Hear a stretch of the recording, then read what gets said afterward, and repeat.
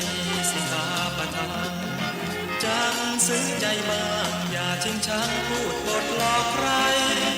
บาปและเวรที่ได้เมื่อตายไปวิญญาณจะคมสุราเมรยะลดละลงบางเถิดนาทำพระทันว่าจะนำพาแต่ทางล่มจม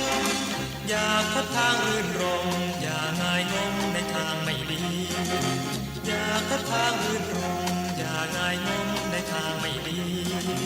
อย่าพบทางอื่นรมอย่าง่ายงมในทางไม่ดี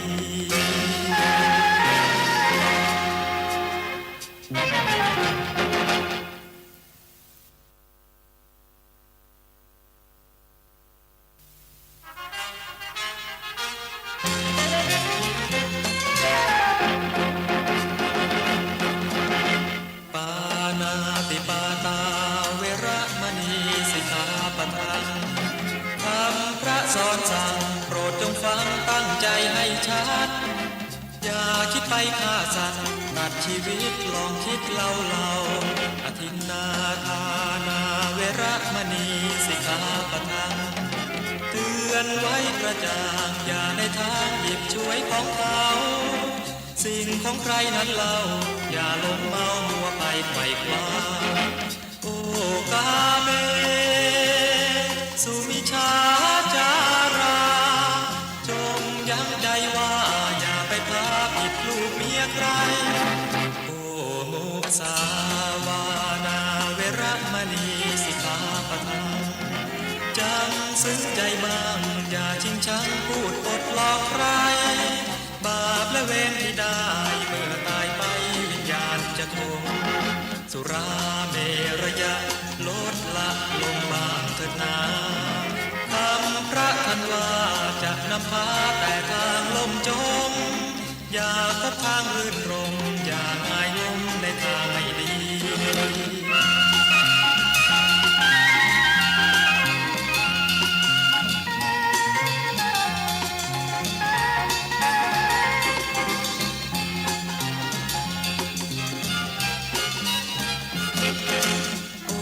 กาเม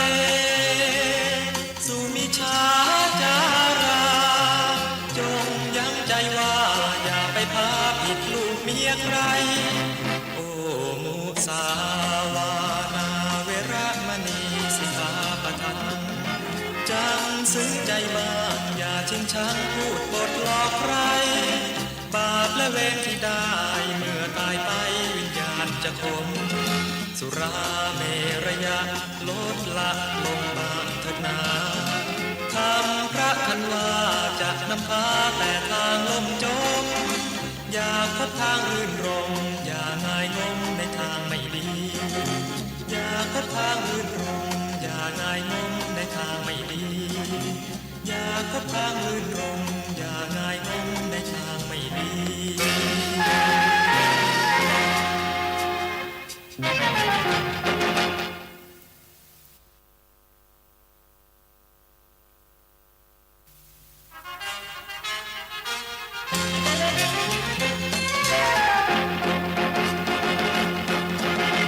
ปา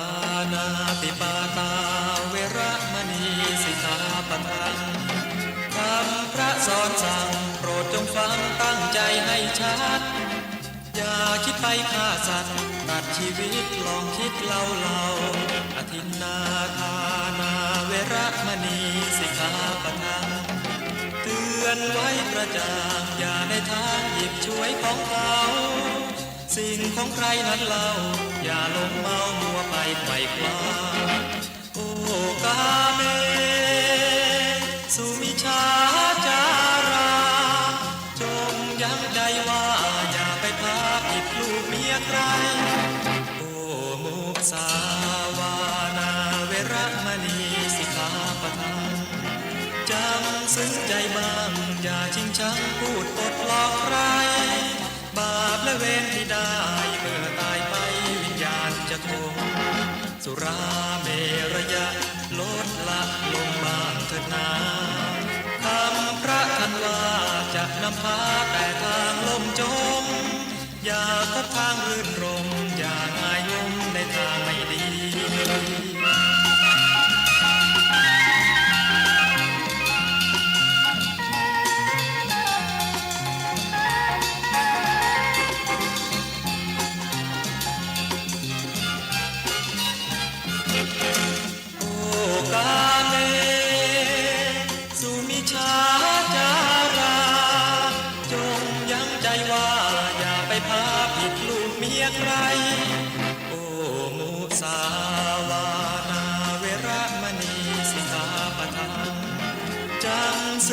บ้างอย่าชิงชังพูดปดหลอกใคร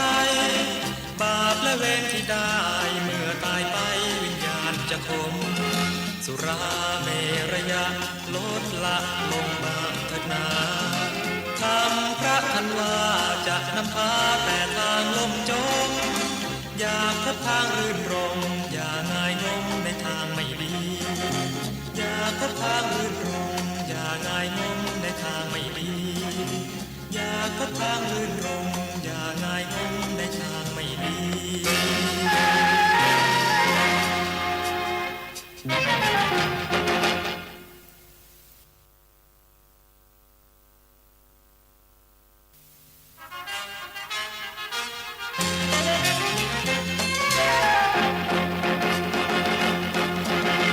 ปา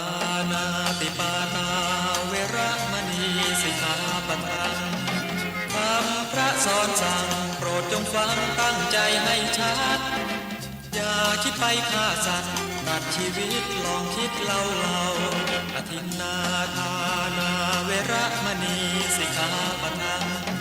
เตือนไว้กระจ่างอย่าในทางหยิบช่วยของเขาสิ่งของใครนั้นเล่าอย่าหลงเมามัวไปไขว่คว้าโอ้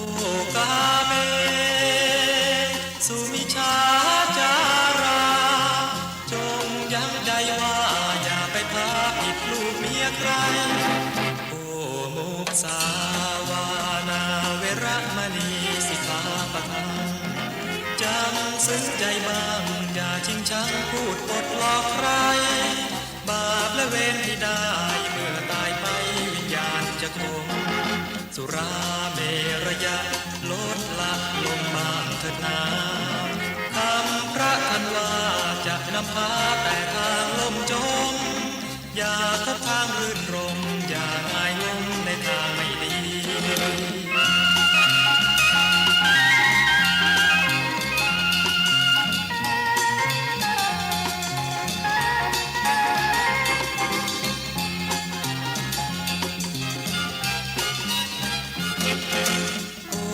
กาเม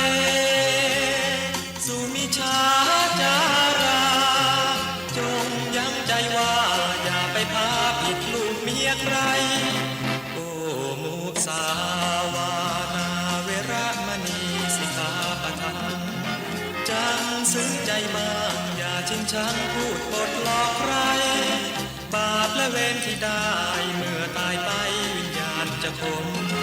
สุราเมรยะลดละลงบ้างเถิดนาคำพระทันว่าจะนำพาแต่ทางล่มจมอย่าพบทางรื่นรมอย่าง่ายงมในทางไม่ดีอย่าพบทางรื่นรมอย่าง่ายงมในทางไม่ดีอย่าพบทางรื่นรมอย่าง่ายงมในทางไม่ดี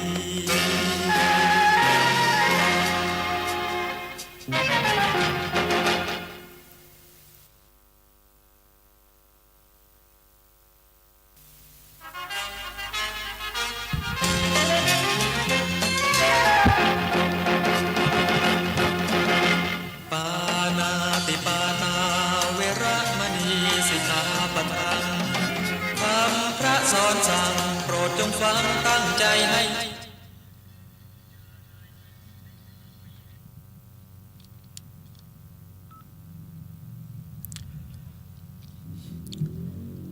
ฮักไผ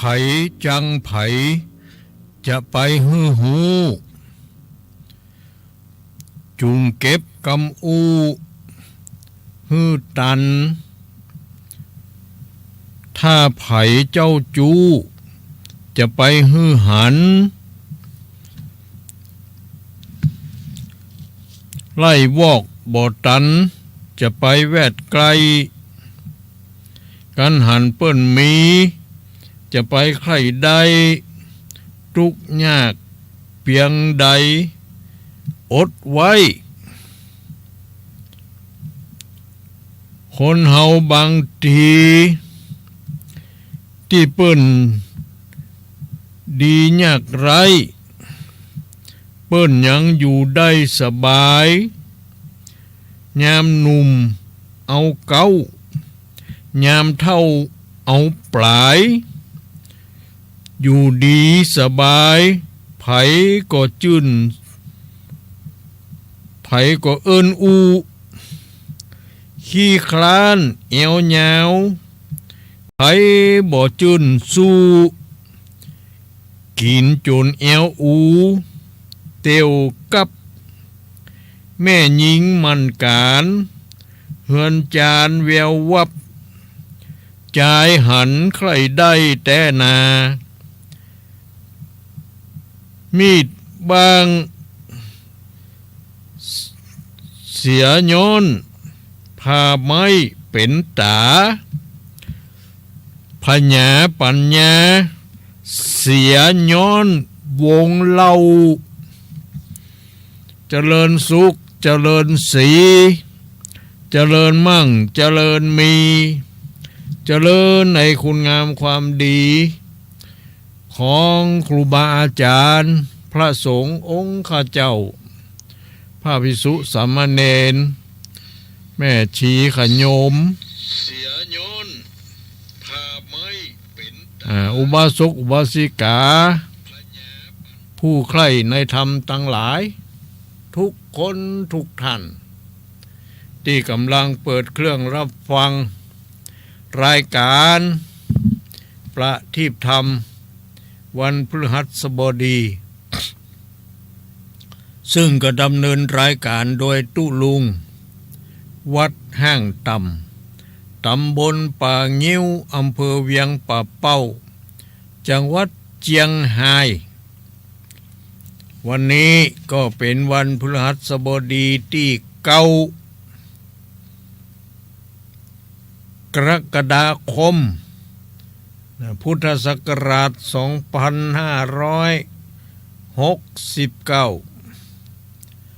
แฮม10 ค่ำเดือน10ในวันนี้เนาะทุกวันพฤหัสบดีตุลุงก็จะได้มาจัดรายการนี้อยู่ตลอดไปแต่ว่าถ้าวันใดเปิ้นมีรายการพิเศษเปิ้นคงจะแจ้งมาอย่างไรเขาก็งดออกอากาศเนาะญาติโยมก็อดฟังว่าบ่เป็นหยังเนาะ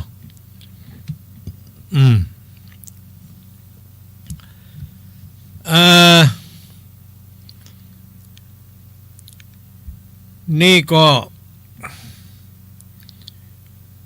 ใกล้จะเข้าพรรษาแล้วเนาะวันอาสาฬหบูชาคือวันการทำบุญเข้าพรรษาปีพุทธศักราช2569จะตรงกับวันพุธที่29 กรกฎาคมเป็นเป่งปุดด้วยนี่เนาะเป่งปุดนี่ก็พระอุปคุตจะออกบิณฑบาตเห็นแล้วเนาะญาติโยมที่เคารพนับถือก็จะไปคอยใส่บาตรกันนี่เนาะวันที่29วันพุธซึ่งเป็นเดือน10ออก10 ค่ำ15 ค่ำก็คือวันเดือนเพ็ญนั่นแหละเนาะ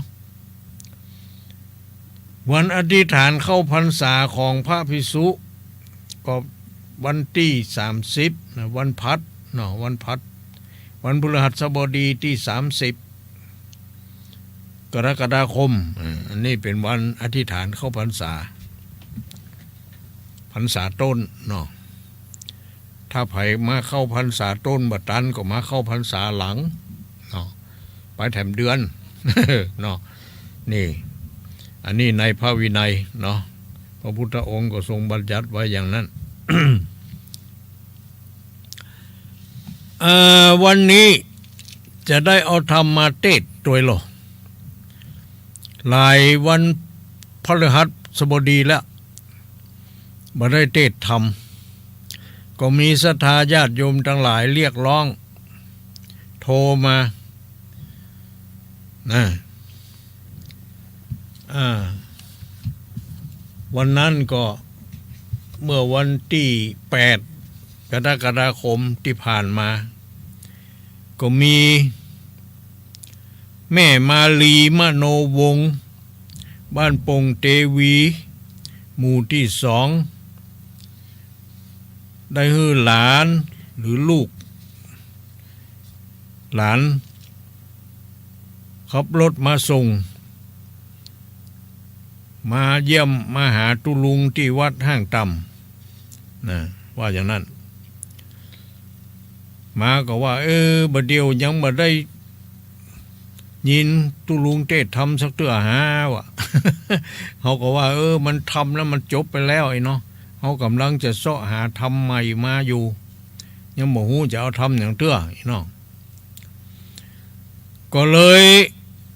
ทำเรื่องเขาเอาไว้หั่นก่อนจะไปดูไปพอก่อนว่าทำไมปีนี้มีอย่างพ่องนี่เนาะแต่คืนวันนี้จะเทศทำ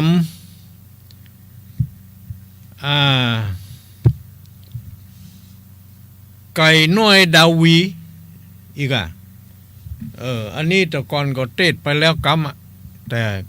ญาติโยมก็เรียกร้องมาแถมว่าขอให้เอาทำไก่น้อยดาวีมาเทศแถมกำอีหรอกก็บ่เป็นหยังหลังจากตุลุงบรรยายอย่างนี้ไปแล้วก็จะเล่านิทานจบก็จะเทศ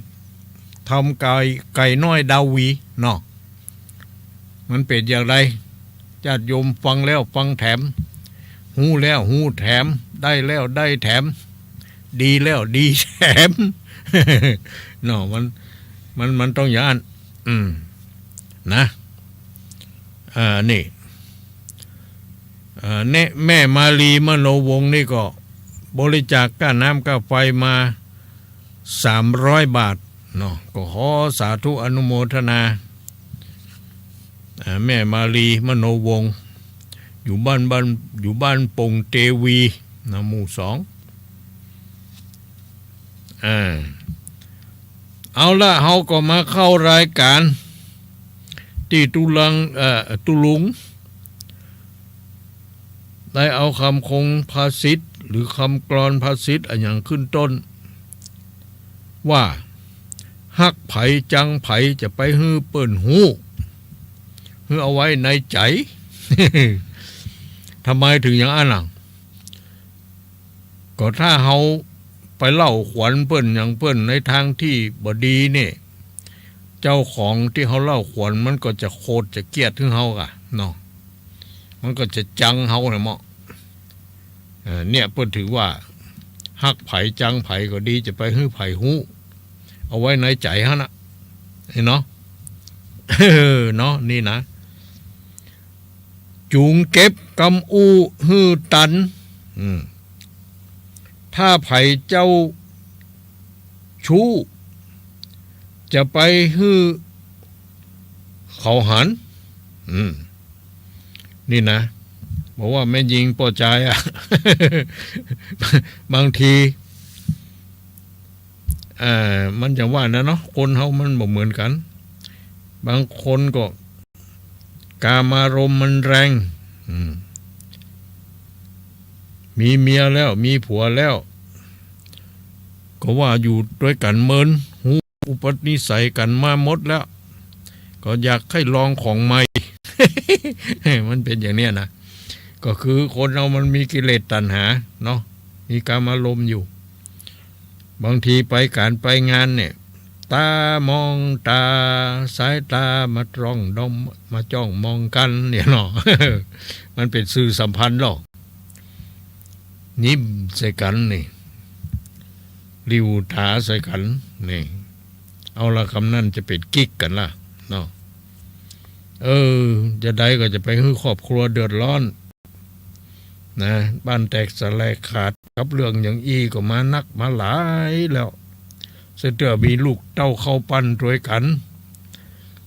ก็ต้องมาเป็นกำพร้า พ่อแม่อย่าล้างห้างกัน ไปมีใหม่ ปล่อยให้ลูกอยู่กับอุ้ยกับยายกับตาอุ้ยตาก็บ่จ้างสั่งจ้างสอนดีบ่ดีลูกเขาก็จะเป็นคนบ่ดีไปนะ เนาะเหมือนพ่อเหมือนแม่อันเนี้ยไผเจ้าชู้จะไปฮื้อเปิ้นหันไล่วอกบ่ตันจะไปแวดไกล คนเฮานี่บางทีมันจะกดจะเลี้ยวในจิตในใจมันต้องมีวอกให้ก่อนหรอก บางคนเลี้ยงวอกไว้ไปบ่พออีหุยแหมตวง เลี้ยงไว้หลายๆตัวนั่นเนาะบอกเมียไล่บ่ตัน บอกบางทีผัวไล่บ่ตันเพราะมันมีวอกเนาะก็วอกเอาตัวปนนั่นแหละนี่ มันเป็นเทคนิคของไผมันของอย่างอีกการหันเปิ้นมีจะไปใครได้นี่อันนี้ก็เหมือนกันหันเปิ้นมีแล้วจะไปใครได้ของเปิ้นก็คือเฮาใครได้จริงๆเฮาก็ต้องประพฤติปฏิบัติตามว่าการที่เปิ้นมีนั่นเปิ้นอย่างใดเปิ้นทำอย่างใดเช่นเปิ้นมันเปิ้นขยันทำไร่ไถนาทำสวนปลูกนั่นนี่ได้ขายได้นั่นเนาะเฮาหันเฮาก็ยะตัวเปิ้นกะตามเปิ้นกะเฮามีที่สวนที่ดินที่นากว้างอย่างใดก็ไปยะไปทำเอาอย่างไปปลูกเนาะพอคนเฮาจะอยู่บ่ได้เฉยๆมันจะมีขึ้นนั่นมันบ่มีนะมันต้องเกิดจากการกระทำก่อนนี่ถ้าเฮาบ่มีการกระทำเนี่ยมันก็จะบ่มีหยังกินของเก่าไปก็หมดไปของใหม่บ่เพิ่มขึ้นบ่มาแทนที่นี่เนาะเนี่ยกะหันเปิ้นมีจะไปใครได้ของเปิ้นอีกนะ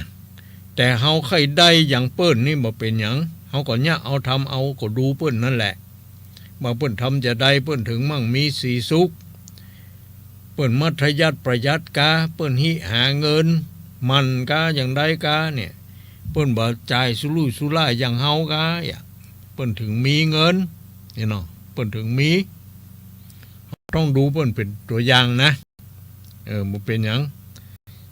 ลักพอลักกวยนี่มันบ่กฎหมายบ่ผิดอะไรหยัง เนาะ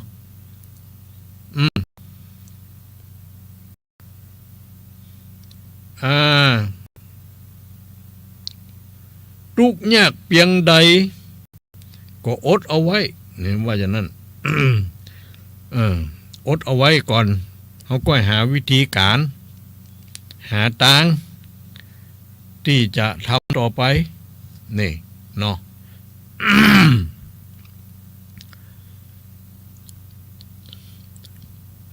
คนเฮาบางทีเปิ้นดียากไรเปิ้นหยังอยู่ได้สบายเฮาหันคนอื่นเปิ้นดีเปิ้นยากไรมาก่อนแต่บัดเดียวเปิ้นจะได้ว่าได้อยู่สบายก็นั่นแหละเปิ้นมีความหมั่นความขยันมีความอดทนมีความเพียรทำการทำงานทำมาค้าขายบ่อยู่เดียวดายนี่เนาะเปิ้นถึงได้สบายเมื่อแก่เมื่อเฒ่าเปิ้นได้ทำไว้เมื่อหนุ่มกำลำไม้เนี่ยเฮาเมื่อหนุ่มกำลำไม้เฮาชอบสบายเนาะกินของเก่าพอแก่เฒ่าไปของเก่าหมดของใหม่บ่เพิ่มมันก็ทุกข์เนาะทุกข์นะเนี่ยเพิ่นถือว่ายามหนุ่มเอาเก้ายามเฒ่าเอาปลายยามหนุ่มนั้นเฮาต้องเอาตังเก้ายามเฒ่าเฮาเอาปลายก็คือสุขสบายเนาะค ก่อนจะสุกต้องทุกข์ไปพลางก่อนเนี่ยจะเป็นก้อนทีละน้อยค่อยประสมจะเป็นใหญ่เป็นสีที่นิยมเนี่ยจะต้องก้มจากต่ำกระทำไปเนาะมันต้องอย่างนั้น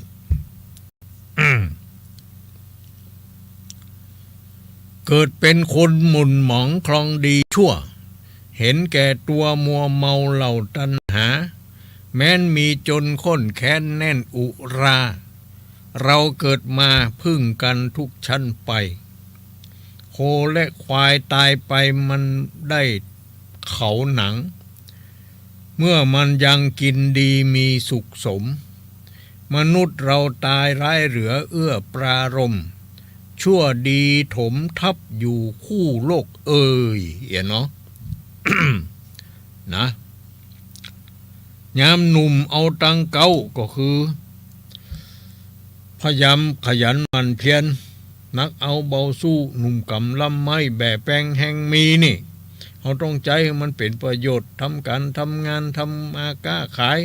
เก็บหอมรอมริบเนาะยามเท่ามันจะได้สบายบ้านปลายชีวิตเนี่ยเนาะพอได้ได้หาไว้แปลงดีไว้ให้ลูกแปลงถูกไว้ให้หลานเนาะอยู่ดีสบายไผก็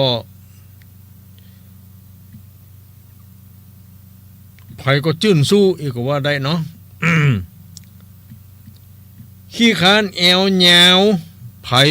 บ่จื้นสู้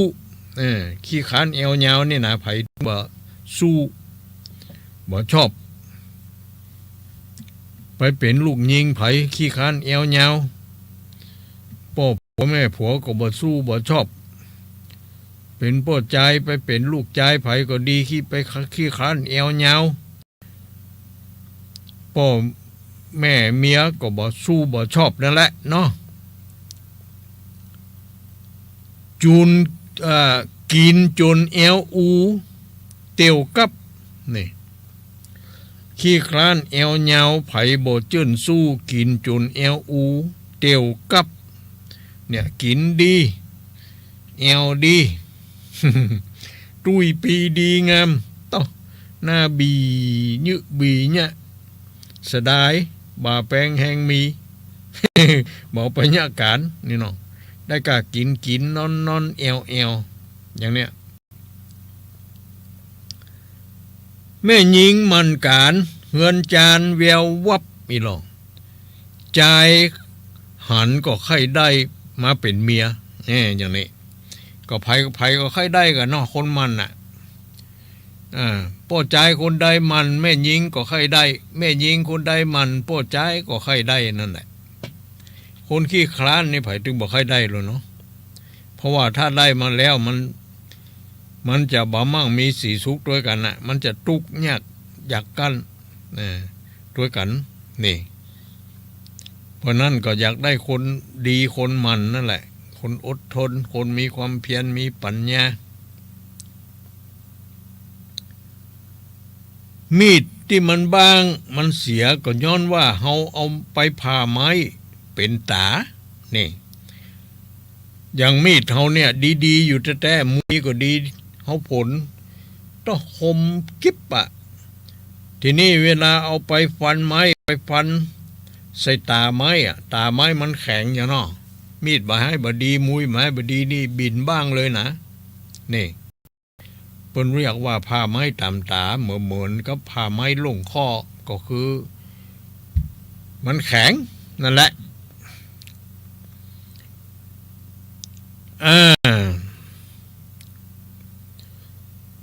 แม่หญิงมันการเฮือนจานแวววับใจหันก็ใครได้มาเป็นเมียมีดมันบางเสียย้อนก็เพราะว่าเฮาไปพาไม้เป็นตาพญาปัญญาคนเฮาเสียก็เพราะย้อนวงเหล้านี่เมื่อมากินเหล้าเมายาเมื่อมา ซุ่มกันกินเหล้านี่เมื่อบ่กินเหล้าเมื่อบ่ซุ่มกันกินเหล้าบ่อู้บ่จ๋าบ่ปากบางทีไม้จิตาบ่พับ พอได้ดื่มเหล้ากินเหล้าเข้าไปปัดเต้าอู้เป็นปืนเป็นไฟกำนั้นเนี่ยมันจะอู้อันอย่างออกมาความลับอันอย่างบางทีเก็บไว้เป็น5 ปี10 ปีบางทีก็เอาออกมาแล้วกับนี่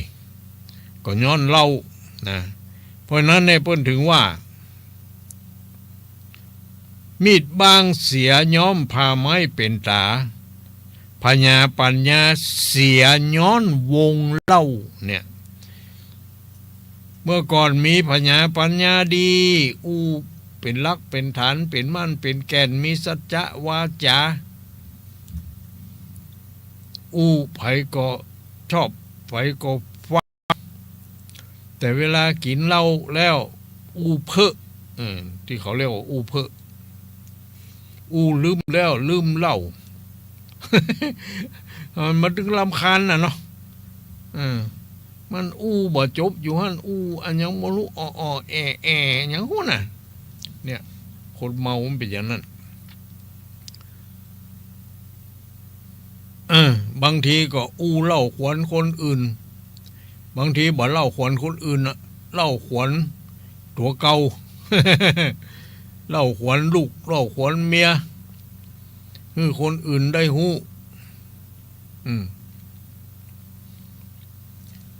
เมียข้านะบ่เหมือนเมียตัวอีหรอกเมียข้าขี้คร้านลูกควายฮะนึงเข้าเป่าไฟก็ฮื้อข้าเนี่ยกินเนี่ยว่าก็ฮื้อข้าเนี่ยฮื้อกิน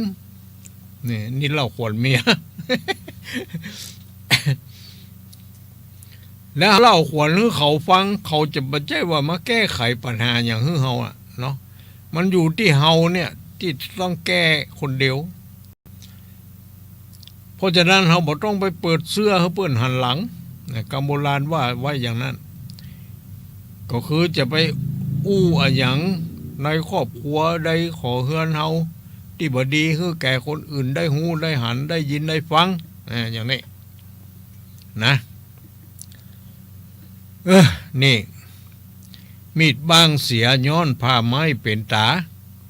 พญาปัญญามันเสียย้อนวงเหล้าเนี่ยมันเป็นจะใดก็คงจะหูดีผู้ที่กินเหล้าดื่มเหล้าเนาะอันนี้ก็ขออธิบายขยายความไว้เพียงเท่านี้ก็แล้วกันเนาะอันนี้ต่อไปก็คงจะมาว่าถึงหลักธรรมคำสอนที่ได้บรรยายไว้เมื่อครั้งที่แล้วเกี่ยวกับเรื่องมงคล38นั่นแหละก็ได้อธิบายขยายความไปข้อ2ข้อละมาถึงที่ปันดิตานันจะเสวนาเนี่ยคือในเมื่อเฮาบอกคบคนพาลแล้วเฮาก็มาคบบัณฑิตาเนี่ยเสวนาก็คือคบบัณฑิตแล้วเปิ้นก็มีนิทานตามที่ทุลุงเคยเล่าให้ฟังนั่นน่ะที่ว่าพระเจ้าอาชาศัตรูไปคบกับพระเทวทัตเนี่ยแล้วก็ไปปรงพระชนพระราชบิดาของตัวเองโดยการเอาไปขังคอกขังคุกจนตรอมใจตายนี่ไปคบคนบดีนั่นแหละ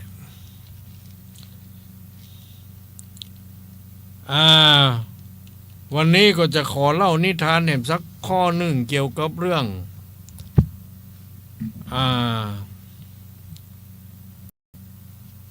นิทานพาณิชย์700ว่าอย่างนั้นมนุษย์และเทพยดาจะได้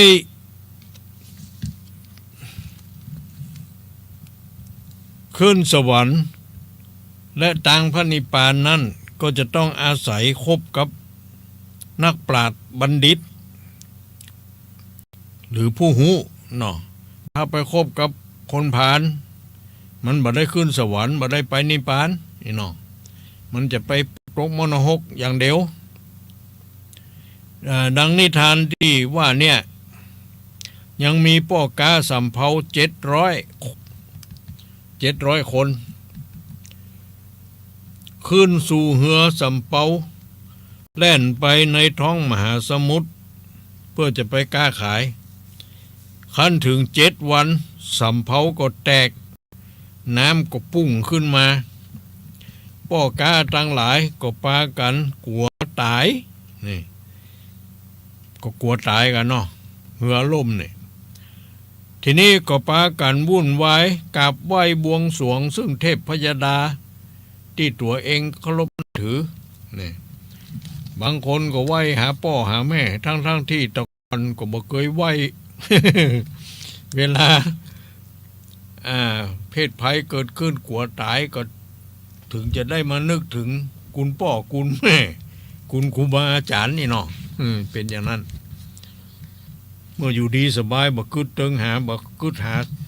สักเทื่อนี่เนาะเอโกปุริโสยังมีบุรุษผู้หนึ่งเมื่อจะลงเรือสำเภาได้รับพระไตรสรณคมและศีล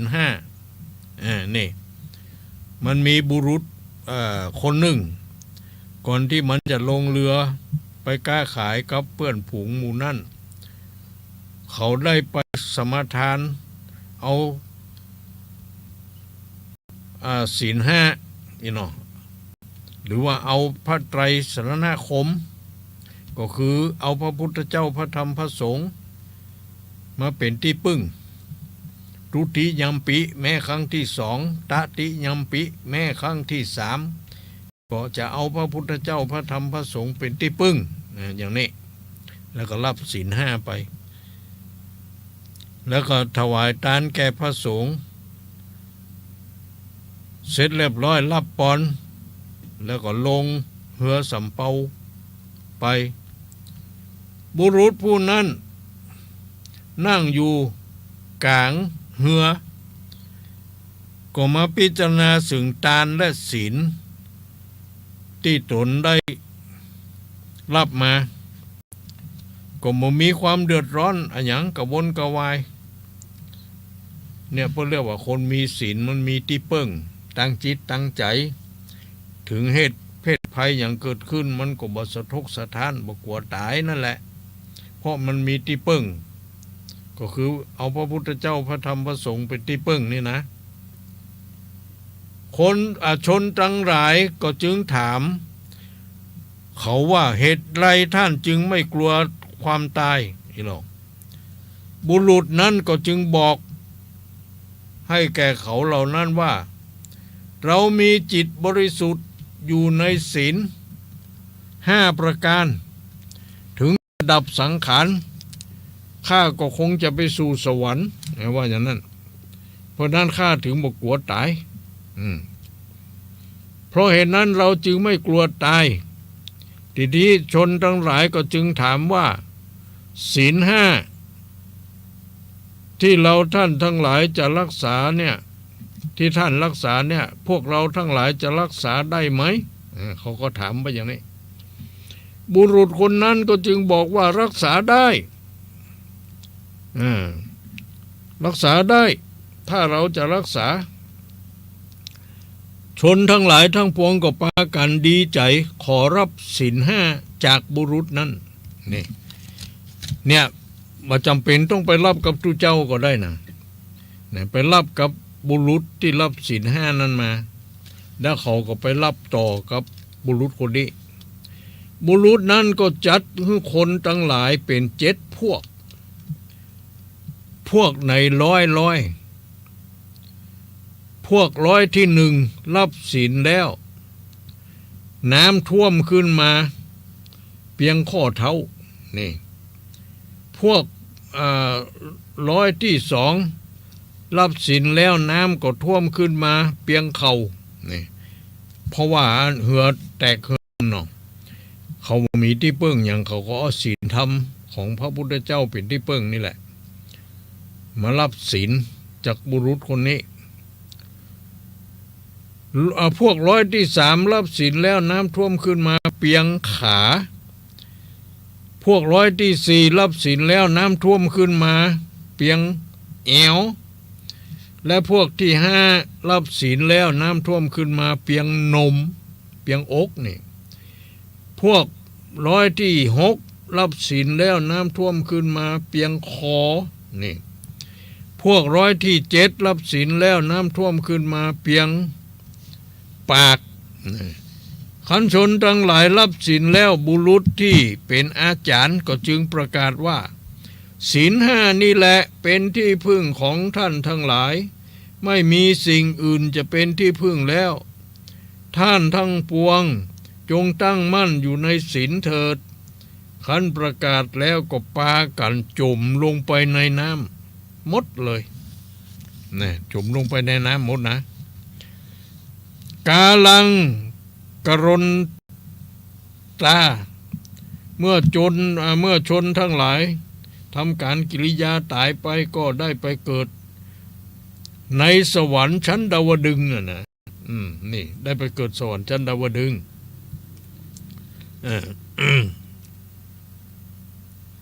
สวรรค์ชั้นที่สองเนาะจตุมหาราชิกาดาวดึงส์เนาะยามาดุสิตอะไรอย่างนั้นอิมานาลาดีปละนิมิตสวัสดีนั่นแหละพร้อมกันไปเกิดในสวรรค์ชั้นดาวดึงส์เพราะอานิสงส์หรือบุญอันเกิดขึ้นจากการรักษาศีลห้าซึ่งรับเอาอยู่ในขณะนั้นเนี่ยเนาะนะพลทันทหารเมื่อใกล้จะตายเทพพยดาทั้งหลายก็จึงชื่อว่าจึงได้รับธรรมของสัตบุรุษศีลห้าเนี่ยจึงได้ปากันขึ้นไปบังเกิดเป็นเทพพยดาพร้อมกับวิมานนี่อันนี้แหละก็คือเรื่องของมันถ้าเขาคบบัณฑิตก็คือบุรุษนี่เป็นผู้มีศีลเป็นบัณฑิตพี่น้องอันนี้เรื่องของมันเป็นอย่างนั้นเนาะญาติโยมทั้งหลายเอาละก็เอาไว้เท่าอี้ก่อนต่อไปก็จะได้เล่านิทาน นิทานนะวันนี้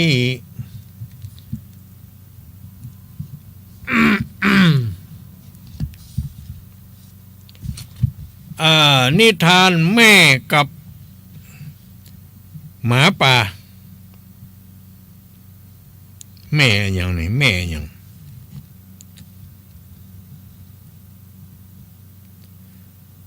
แม่กับหมาป่าวันหนึ่งหมาป่าขี้ขลาดได้ออกไปหาอาหารคำว่าหมาป่าขี้ขลาดนี่ก็คือว่ามันขี้กัวอย่างกับคนเขาเนี่ยกัวลูกกุยกัวเขาตีเป็นคนขี้ขลาดเนาะใจบ่เข้มแข็งนั่นแหละหมาป่าขี้ขลาดได้ออกไปหาอาหารมันเดินไปพบบ้านเล็กๆอยู่ที่ท้ายป่านั่นมันก็เฝ้าดูบ้านหลังนั้นจึงรู้ว่าบ้านหลังนั้นน่ะเป็นบ้านของครอบครัวนายพรานที่มีพ่อมีแม่และลูกสาวตัวเล็กๆอยู่อาศัยอยู่หมาป่าเนี่ยมันก็เลยซุ่มรออยู่จนนายพรานออกไปล่าสัตว์เพื่อหวังจะออกไปล่าสัตว์ มันก็คิดในใจว่าถ้านายพรานออกไปล่าสัตว์เนี่ยมันจะเข้าไปในบ้านหลังนั้นเพื่อจะจับเอาเด็กหญิงลูกของนายพรานนั้นมากินเป็นอาหารอีหลอกหมาป่าตัวนี้นะแต่แม่ของละออนเด็กหญิงคนนั้นบังเอิญไปหันหมาป่าทำลับๆล่อๆอยู่นอกบ้านนี่มันจึงแกล้งร้องตะโกนดุด่าเด็กหญิงนั้นว่าหากเจ้าเล่นซนนะแม่จะจับเจ้าโยนให้หมาป่ากินอีหลอก หมาป่ามันได้ยินอย่างอันนี่เนาะเมื่อหมาป่ามันได้ยินก็จึงอดใจรอนี่ว่าเมื่อใดแม่มันจะจับเอาลูกแม่หญิงละอ่อนน้อยมันโยนให้แก่เฮานี่เนาะเขาก็จะได้กินอิ่มท้องนี่แล้วก็หวังว่าแม่ของเด็กหญิงนั่นจะจับเด็กหญิงโยนออกมามันก็รออยู่นอกบ้านทั้งวันเลยนี่รออยู่ทั้งวันจนกระทั่งตกเย็นก็มาหันนั้นจับเอาลูกโยนออกมาเลยทีนี้พอตกเย็นมานายพรานกลับมาจากป่ามาเข้าบ้านมาแม่ของเด็กน้อยก็จึงตะโกนออกไปแถมว่าพ่อเจ้ากลับมาแล้วพ่อเจ้ากลับมาแล้วคืนนี้พวกเราจะออกไปล่าหมาป่ากันอีหลอ หมาป่ามันได้ยิน อย่างนี้มันเป็นหมาป่าขี้ขลาดอยู่แล้วเนาะเมื่อหมาป่าได้ยินก็ตกใจกลัวดิตกใจกลัวก็รีบกลับไปที่หางของมันก็เลยทนหิวบ่ได้กินอย่างสักอย่างวันนี้วันค่ำนี่เนาะตลอดทั้งคืนเพราะบ่ได้กินอาหารอันอย่างมาทั้งวันเนี่ยนะอันนี้แหละเพื่อเรียกว่าหมาป่าขี้ขลาดซุ่มอยู่เพื่อจะจับเอาเด็กเอามากินแต่แม่มันเอิ้นมาออกมาว่าด่าลูกมันเจ้าทุกซนนักนะเดี๋ยวแม่จะจับเจ้าโยนไปให้หมาป่ากินเนอะเนาะหมาป่ามันก็ยิ้มนี่ซุ่มอยู่ฮะเมื่อได้ก็ท่าอยู่ฮะแม่มันจะจับโยนออกมาเนาะจนกระทั่งค่ำพ่อมันกลับจากป่ามาแม่มันก็เลยบอกคือพ่อมันแถมว่าพ่อเจ้ากลับมาแล้วไอ้หรอคืนนี้หมู่เฮาก็จะออกไปล่าหมาป่ากันไอ้หรอพ่อเจ้าเป็นนายพรานไอ้หรอไปยิงไปเอาหมาป่ามาฆ่ามากินไอ้หรอต่อหมาป่ามันก็กลัวกันเนาะคำนั้นมันขี้ขาดอยู่แล้ว ซุ่มอยู่มาจะกินละอ่อนก็บ่ได้กินมันก็เลยจะได้ปิกไปในหางของมันกะปิกไปในที่อยู่ของมันนิทานเรื่องนี้เพิ่งก็สอนให้รู้ว่าความขี้ขลาดความขี้ขลาดเป็นบ่อเกิดแห่งความเขลาก็คือความโง่นั่นแหละความบ่ฉลาดนั่นแหละเนาะนะนิทานเรื่องนี้ก็จบเพียงเท่านี้ก็มีคติสอนใจอยู่อย่างใดก็คือเขาอย่างหมาป่าเนี่ยมันเป็นหมาป่าแล้วมันทำไมถึงขี้ขลาดบ่กล้าเผชิญความจริงพอได้ยินได้ฟังอย่างโดยบ่เป็นความจริงก็เชื่อก็หยังอย่างแล้วก็บอกออกมาต่อสู้หยังไปอยู่หวังลาภสักการะจะเข้ามาจูมาแทนมันก็เป็นไปบ่ได้เนาะนิทานเรื่องนี้ก็จบลงเพียงเท่านี้เอวังก็มีโดยกาลชนีนิทานก็จบลงไปแล้ว ต่อไปประกาศอนุโมทนาก็ประกาศไปแล้วเนาะตะกี้ ว่าแม่มาลีมโนวงศ์บ้านปงเทวีวันนั้นมาเอวหาตุลุงก็ได้มาบริจาคค่าน้ำค่าไฟจำนวนเงิน300 บาทก็ขอสาธุอนุโมทนา แล้วก็ค่อยฟังธรรมเรื่องเก่าน้อยไก่น้อยดาวีนะเป็นจะใดก็จะเทศให้ฟังเนอะก็ขอเชิญทุกคนทุกท่านที่เปิดเครื่องรับฟังอยู่ในขณะนี้ได้รับฟังธรรมพื้นเมืองเหนือ ต่อไปก็เรื่องไก่น้อยดาวีเสียงจะดีจะอย่างใดก็ยังบอกฮู้เด้อก็ฟังไปก่อน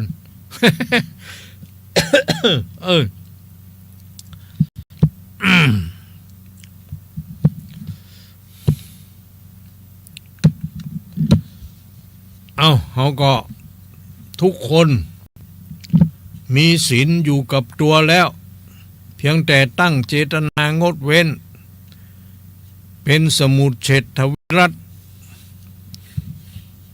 ก็ถือว่าท่านเป็นผู้มีศีลแล้วหรือว่าสัมปติวิรัตท่านจะทำอะไรหยังก็หูอยู่ว่ามันจะผิดศีลแล้วท่านก็บ่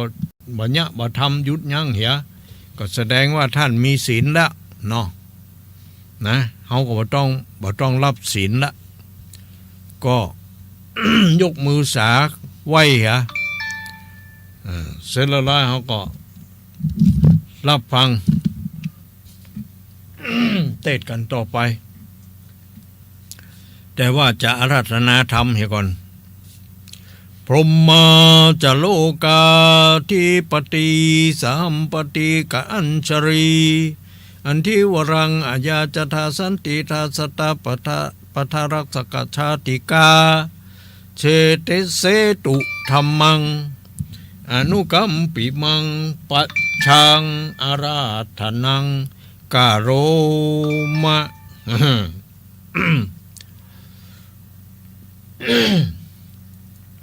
นะโมตัสสะภะคะวะโตอะระหะโตสัมมาสัมพุทธัสสะ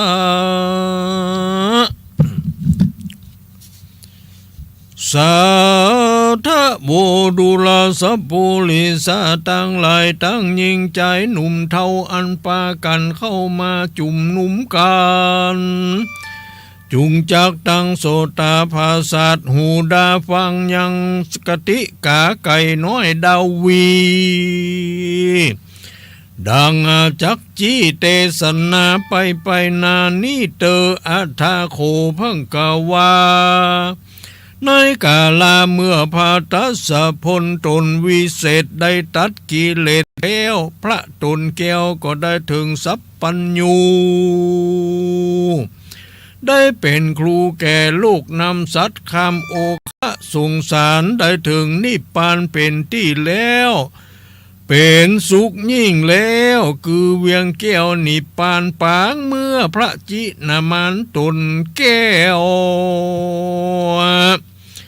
สำแดงธรรมเทศนาแก่มหาเศรษฐีผู้มีเปลี่ยนอันผู้มีเมียอันนี้ตายเสียจากละลูกน้อยพลากาหลุมลาง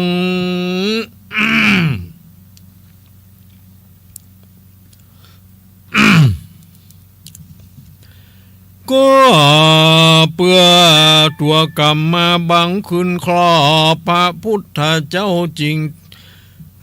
เทศนาบอกอุปมาเตรียมแตกคือแจงหมดตีสังกาจริงอุปมายังกติกาเลิกฟ้าจาทวนนาชื่อว่าดาวีว่าดุรามหาเศรษฐีในอาติตะล่วงแล้วยังมีผัวเกี้ยวเมียขวัญไปอยู่กับตำการสร้างให้ปลูกผักไม้แปลงสวนใกล้หุ่นทางเตียวไตแห่งคนต่างหลาย กายรอดเป็นที่ป้อกามาจดเศร้านอนสองเท่าผัวเมียก็แปลงเหือนขอนกลางเหล่าแห่งนั้นอัตโตปัฏฐาญาแรกแต่นั้นไปนายังมีมหาเถรเจ้าตนหนึ่งก็จะเดินแสวงเตศลูกดาวเขตแดนไกลก็เตียวตั้งไปแผ่วรอดจริงถามยังจอดใกล้เหือนสองขาด้วยกำจาอ่อนอวนตานถอยม่วนจ๋าหวานสองขาผัวเมียก็ไว้ว่าข้าเจ้าจักเมตตาตาลเผื่อข้าขอนิมนต์ยังจอดท่าวันรุนจุงก้วยกว่าไปเตอว่าอันเมื่อนั้นมหาเถรเจ้าตนบุญมากจิงตันปากรับเอากรรมว่าอามาเราก็บ่ฟังฟ้าวด้วยเหตุอันใดเราจะก้วยอยู่ทาเย็นใจหือหายอิดเมยเหนื่อยกาญาก่อนแลยามนั้นสองขาเท่าผัวเมียก็มารับเอาบาตรและพาแห่งพระมหาเถรเจ้าเอามือไว้บนเฮือนเอามือไว้บนเฮือนแล้วก็รีบด่าเสือศาสตร์อัศนาและหมอนตั้งหมักเมียงขี้ลาหน้าปัจจัยสองเท่าผัวเมียก็มาจัดแต่งดาถ่ายน้ำต้นใหม่เอามาสู่ที่ไกลน้อมเกณฑ์นิมนต์หาเถรเจ้าอยู่ยังพักเศร้านอนก็มีวันนั้นแหละนาในกาลานั้นดาตาวันเตียวตองพระจันทร์ก็แจ้งส่องใสมหาเถรเจ้าจิงลาโลดเครื่องไว้นั่งอยู่เย็นใจก็มีและนาสองขาผัวเมียก็มีใจยินดีบ่เศร้าเหตุมหาเถรเจ้าเก่ากำสอนว่าจุงเอากันกระทำบุญสืบสร้างพัฒนาแผ่กว้างนักหนาแก่ห้องวงศาเชื้อชาติผุงมรณะตายไปว่าอันในเมื่อมหาเถรเจ้าจะเดินมารอดเรือนสองขาวิจาดีมีสามประการเพียนกระทำดีมาทุกค่ำเจ้ามีไม้เต้าและบาทกับวีตั้งผ้าสังขาดีคาดกับโตนจะเดินหนกุมบาทบ่ฮือขาดสักวันบัดนี้มายังอยู่เฮือนสองขาหันแลในกาละเมื่อมัดสีมายามมารอดปัดฉิมมายานจอดไกลรุ่งสายฟ้าปุ้งไกลแจงผัวเมียแสงคุงตั้งตานจริงจ๋าจานกันว่าวันพูกเมื่อเจ้ารุ่งสายมาเฮาจักได้สั่งจ้ามาใส่บาตรแก่พระมหาเถรเจ้าเราจักได้สั่งจ้ามาใส่สตุกเขาตานแก่มหาเถรเจ้านั้นจายามนั้นนางผู้เป็นเมียจริงลุกไปพอดูกลวยก็บ่หันสุกเหลืองจริงไปพอดูมันและเผือกก็ซ้ำเขือกเป็นดวงและเป็นแมงนางจริงไปเก็บผักและแตงออกมาไว้จักตกแต่งไว้ดากินลั่วตกดินแก้มฝุ่นเป็นมุกมุ่นบดีตานยามนั้นนางเมียมันกึดรอดใจเกี้ยวสอด หาอาหารอันเดียตานเป็นของฉันกับเขาแก่ต้านเจ้าตนมีสินนี้นอนางกึดใดสันใดก็ป้อยหาบ่ได้ก็มาหันแต่ไก่ตัวแม่อันเลี้ยงลูกเต้าอยู่6 ตัวว่าราจักขัวใส่จังหันถวายเป็นตาลแก่พระมหาเถรเจ้าเมื่อยามเจ้าตาลกับเขาฮือเป็นบุญเตอะว่าอ่านยามนั้นใจผู้เป็นผัวได้ยินเมียมันมากล่าวมันก็จริงห้ามเมียมันว่านางแม่ไก่จักตายละลูกเกี้ยวร้องเซลอยู่หลุนหลังนางผู้เมียก็จริงกล่าวห้ามว่าตัวพี่อย่าไปกึดยากตังครัวข้าจักกะตำปิ้งและอัวบ่ยากเจ้าจะได้ปากสักกำอันเตอะว่าอันแล้วขาตั้งสองผัวเมียก็ปากันรับไปหันแลตาในกาลายามนั้นกุกกะกาอ่านว่าไก่ตัวเป็นแม่รู้แจ้งแน่ว่าจักตายอกสันลาสายใจกลัวเหตุได้ยินเจ้าแห่ง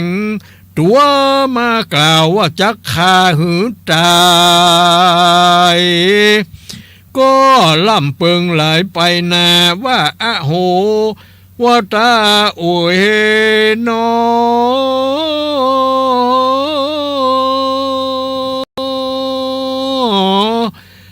วันนี้ลูกกูเตี้ยงจักได้เป็นกำพร้าอยู่ลุนหลังจ้าและแม่ไก่ก็ขนิงใจอยู่ข้าคอยอินดูลูกน้อยอ่อนตัง6นี้กูนี่นอแม่เคยเลี้ยงเจ้ามาบ่พลากกันแม่ได้เข้ากากลูกน้อยอยากก็เล่นมาหาแม่กลัวข้างคอและปากแม่ก็ซักกากฮือเป็นโพงเกินแม่เขี่ยตีเขี่ยดินและหันเหยื่ออันจักล่างเบื่อแม่ก็บ่ฮือลูกได้หันยามตาวันเย็นไก่ต่ำกล้อยกวนดีลูกน้อยแม่ขึ้นหลังแม่ก็ร้องหาอย่างลูกเต่าเสียงอดเอาว่ากุกกุกกุกกุกกุกกุกกุกกุกกุกแม่มันห้องหาลูกมันกุกกุกกุกกุกกุกกุกอย่างเนาะลูกเจ้าตัง6ก็เล่นเข้ามาหาแม่ก็ป่าเอาเจ้าลูกน้อยดานอนซ่อนไว้ในอกแม่กลางปีกแผ่ปกหุมแม่ก็เอาปีกคุมมาตุ้มไว้ก็เพื่อกั้งยังภัยยะศัตรูกลัวแต่เห็นและงูมาตอดแม่กึดใจลอดทุกวันยามกลางวันเอวแสวงหาเหยื่อแม่ฮือสูเอวเลือล่ากายแม่บ่ฮือสูเอวเลือล่ากายร้อนว่ามีภัยยะสัตว์หลายหลวงมาปั้นปวงพกเผาติ้วเอาลูกน้อยกว่าไปกินแม่ได้ยินรุ่งและแล้วบินลาแม่ก็สัญญาร้องบอกว่าลูกน้อยยอดมีภัย บัดนี้เตี้ยงจักได้เป็นเหยื่อต้องแห่งพระมหาเถรเจ้าเป็นกรรมเวรมากเต้ามาคบควายแต่เมื่อใครสู่เจ้าไว้มีหลายวันเหมือนมากเดือนหนึ่งก็หักเข็มตาลจริงได้หันหน้าลูกเต้าออกโปนจากไข่และมีนตาเป็นด่างหมูหมาและลูกเนื้ออันเป็นเชื้อไปมีขนเตื้อและนาดูแลเจ้าลูกน้อยแม่ตั้งหกแม่นี้ตกทุกขาเพื่อรักษาสู่เจ้าการรุ่งเจ้าแม่ก็จะเดินไปจักหนีเสียไก่ก็บ่ได้ก้อยแอวซอใสหิมเหือนกลัวลุงและแล้วเห็นเดินมากันกาบลูกน้อยพรากไปกินและนาลูกแก้วแม่หากเป็นตัวดีงามแต่น้อยหัดยางมาอ่อนอ้อยต่อเตะตอมต่อยตามหลังยอดซอยแม่มาดาและนาแม่นี่เลี้ยงสู่เจ้าทั้งหลายบ่มีนมสักเต่าก็ยังเลี้ยงสู่เจ้าใหญ่ขึ้นมาบัดนี้เปิ้นจะฆ่าแม่เอาเป็นอาหารใส่จังหันเพื่อของฉันกับเขา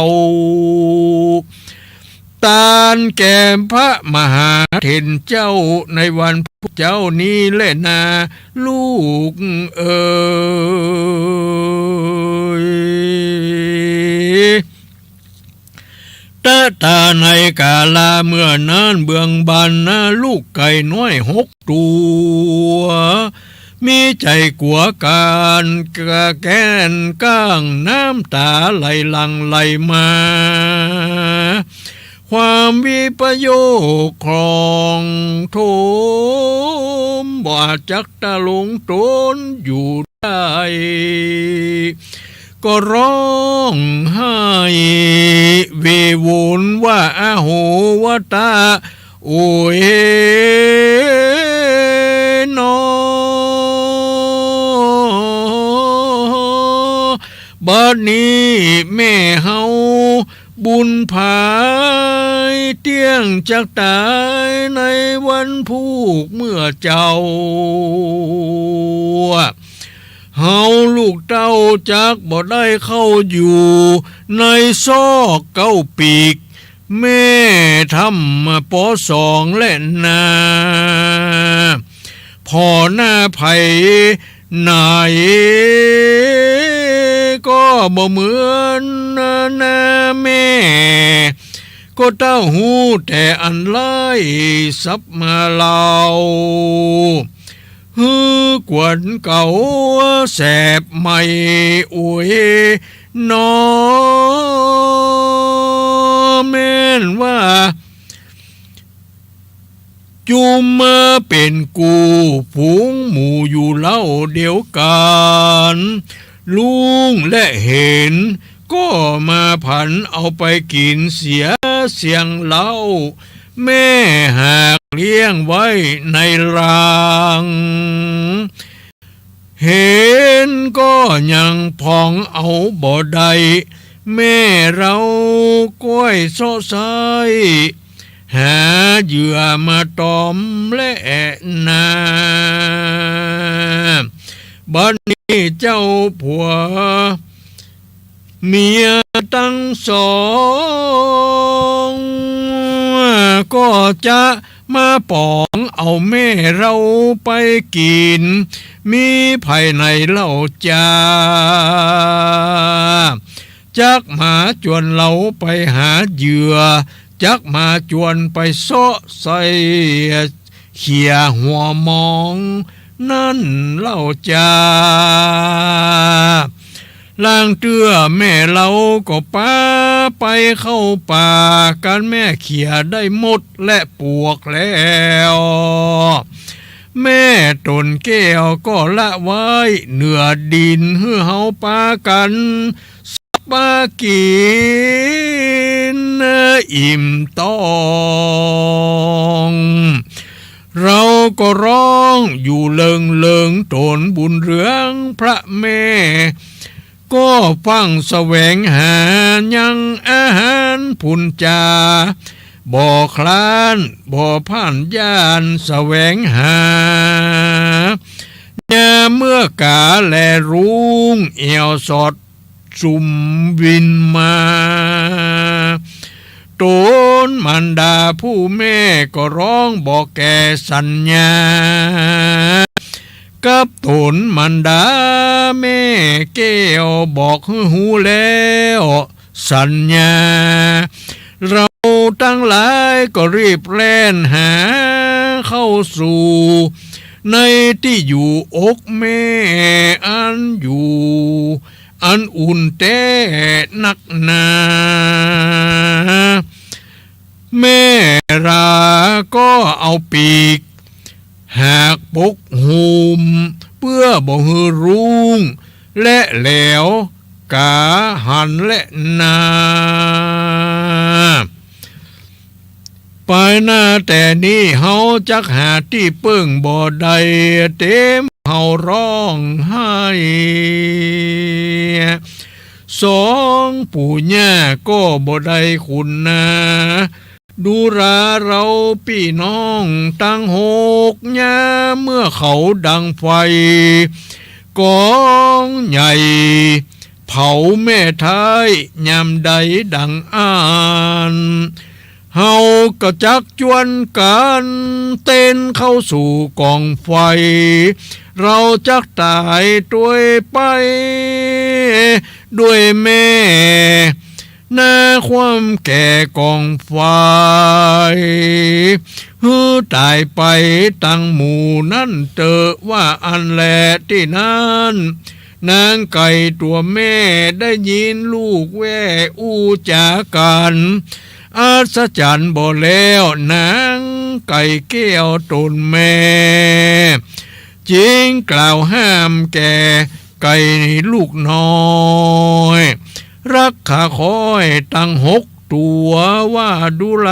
เจ้าลูกรักแก่แม่เฮ้ยสู่เจ้าอย่าได้ว่าจักจวนกันตายตามแม่เจ้าตั้งหลายจุงจวนกันอยู่สืบสร้าง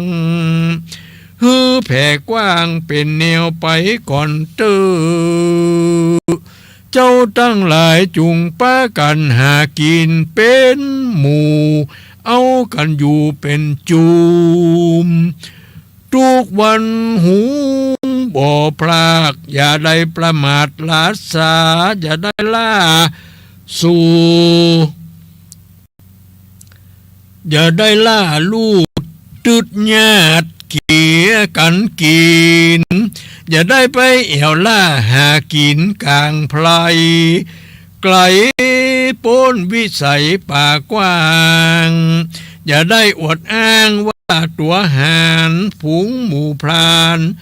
มีในป่ารุ่งและเหลวล่าตังวัน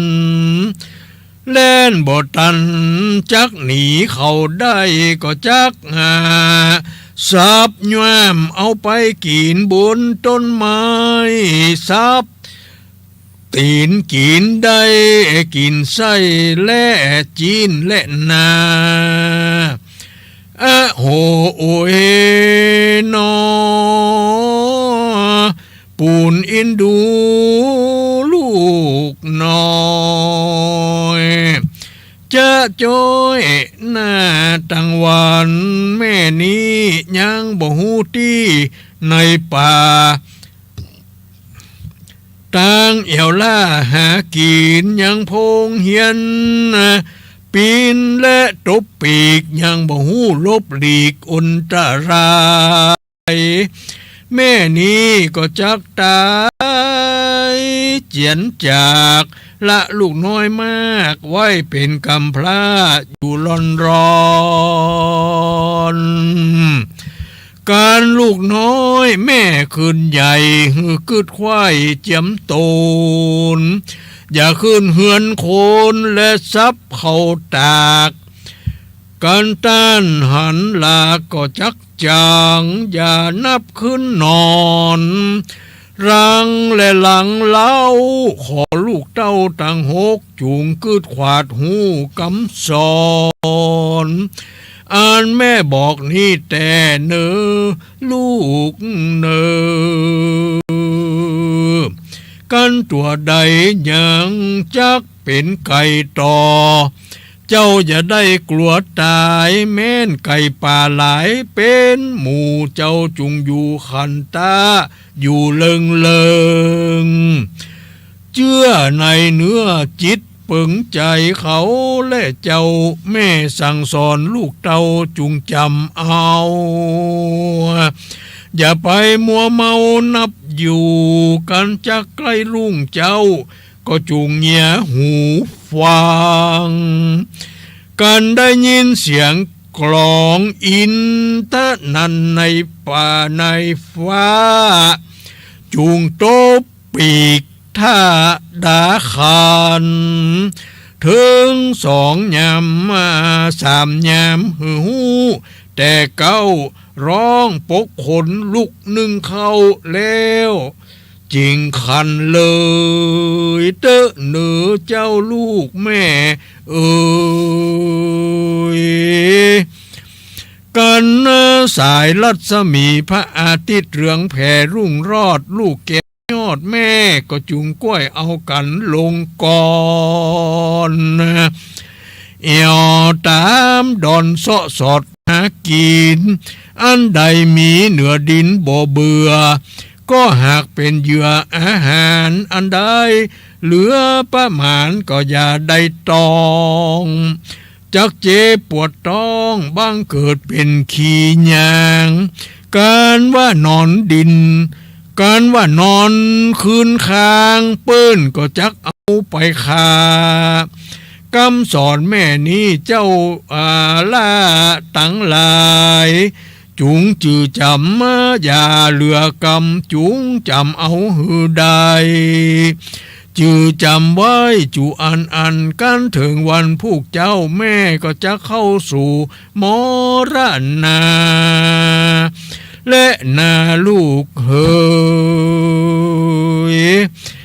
ถ้าในกาลยามนั้นส่วนตารกาพุงพุตาไก่น้อย6 ตัวเขาก็เมามัวกึดข้าคอยจุใหญ่น้อยมัวเมาโดยแม่เป็นตุกแก่เหลือใจอกป่านไฟวู่ไหม้บ่เป็นอันได้รับนอนบนเหนือก่อนเหมือนแต่ก่อนตุกระทนัดร้อนใจและนาและติยาในกลางคืนนั้นจักดาใกล้ลุ่งสายฟ้าปุ้งเรื่องรายสองขาผัวเมียพันภายลุกสวยหน้าส่วนใจผู้เป็นผัวอยู่ท่าดังไฟส่วนเมียมันก็ลงไปถึงลุ่มหัวลัดพุ่มเข้าไปสู่เล้าไก่ก็ยับเอาได้แล้วยังแม่แก้วเมืองแม่ไก่แก้วเอามาตีหัวยามนั้นพุงหมู่ลูกกลัวแตกพุงสั่นเล่นเอากันเล่นไปมาหันโจนมันดาอันเปิ้นฆ่าแล้วลวกน้ำฮ้อนลกโคนดังไฟโลนเปียวทานฝูงไก่นกสว่านไปมาเจ จิงรวดปากันเต้นเข้าสู่กองไฟรวดเอากันตายไปตามแม่มันดาแห่งตนก็มีวันนั้นแหละ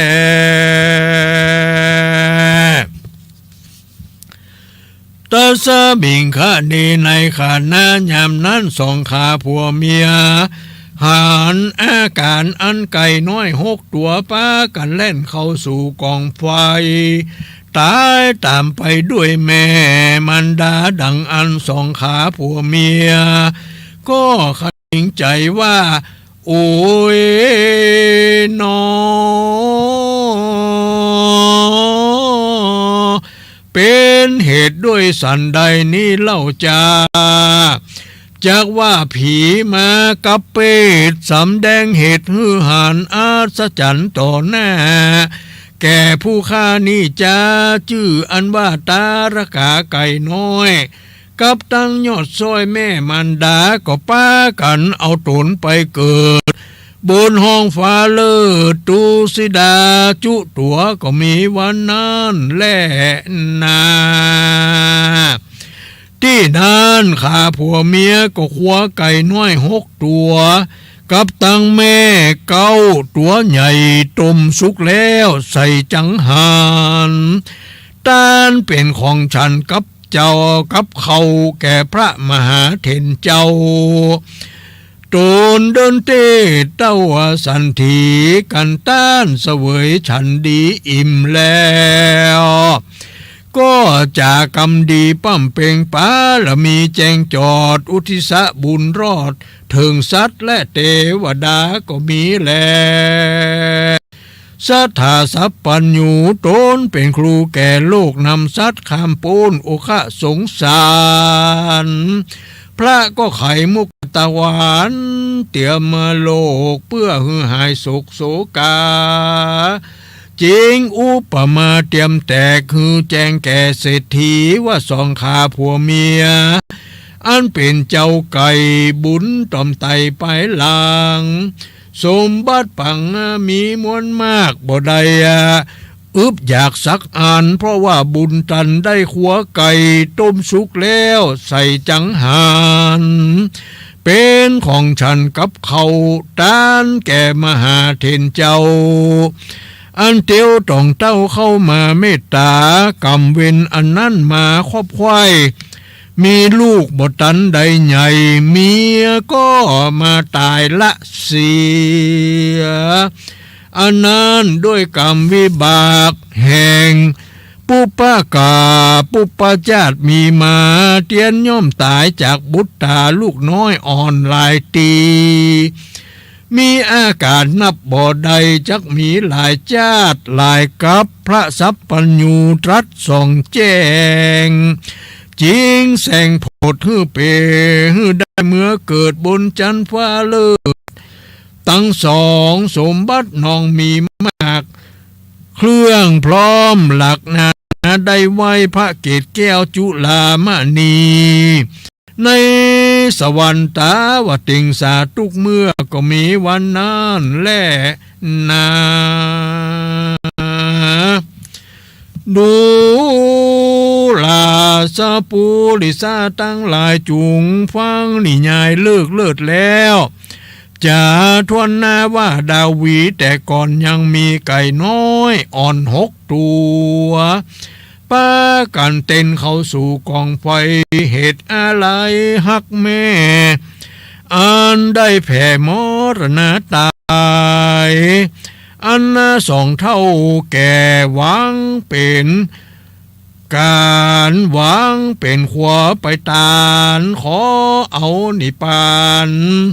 หลายชาติบ่ประมาทสักวันกันตายแล้วก็ได้เมื่อเกิดเมืองฟ้าเลิศตาว่าติงสาอยู่ในภาษาทแก้วคนและลางสมบัติยังบ่ไล่ก็จริงจักได้ชื่อว่าดาววีไก่น้อยตามกรรมที่ถ้อยเป็นดาวฤกษ์ทวนหาว่ากติกาก็มีวันนั้นแล ตุมเหภาวันตาสุตันตั้งหลายฟังแล้วจุงจำจือไว้กับตั้งเศรษฐีอันตายไปเป็นผีไปแล้วอย่าหนาร้องไห้มันก็บ่ได้จักคืนมาเหมือนดังพระพุทธเจ้าเทศนามาหลายชาติด้วยปุพพชาติมาสอนและนาในเมื่อสัพพัญญูพระพุทธเจ้าเทศนาฮือแจ้งแก่เศรษฐี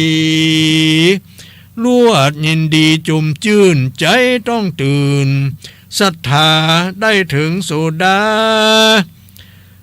ปาโสดาบันนาแบ่งหับประตูแห่งอบายก็มีในกาลนั้นแลนาพุทธวาจานังจาตากาหังนิทิตังขี้แยอันเก่าห้องกติกาไก่น้อยดาวี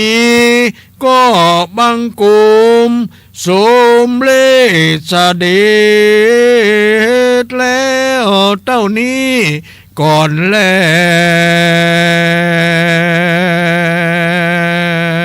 วสาธุจบแล้ว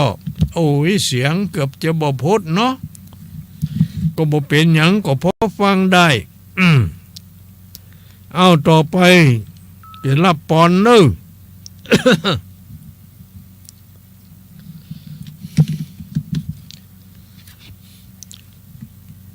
ตายากาตานังตานาตายากานังตานังอนุโมตามิตายากาสุขิตาหุนตุอิมินาทุปะบุปาราจาตานังละสะธรรมเทศนาตานังไก่น้อยดาวีตานังนิปานังปะระมังสุขังบุญญาภิสันตาราศีอย่างนี้นามีมากมูลศรัทธาอุบาสกอุบาสิกาทั้งหลายที่เป็นFCเปิดเครื่องวิทยุรับฟังอยู่ตั้งบ้านบอกว่าจังหวัดอันยังอันใดที่ใกล้ที่ไกลที่ได้รับฟังอยู่ก็ขอให้บุญญาลาศีที่ท่านทั้งหลายได้พัฒนาจูงให้สมบังไผ่อ่างอย่าได้ไปหลงคงค้างสักเงี่ยงสักประการกุศลบุญทานนี่เมื่อได้ฮือทานแล้วก็จักภายแผ่อุสะแก่มเหสีขาเทวบุตรเทวดาเจ้าตั้งหลายอันหมายมีลูกเทวดาปปตาเทวดากาสาเทวดาโสกามวัจระเทวดาอินตาพรหมยมราชนางนาถไทยธรณีสลีกุตะอามาตและนายหนังสือ32ตนจำบุญและตนจำบาปตนจำน้ำหยัดหมายตานก็จุงได้มาพัตตามาอนุโมทนามารับเอาซึ่งส่วนบุญกุศลของท่านทั้งหลายบ่เจ้าแต่นั่นท่านทั้งหลายได้ฮือทานแล้วก็จักเผยผายยายบุญอุสะส่วนกุศลไปหายังญาติพี่น้องอันตายไปจาก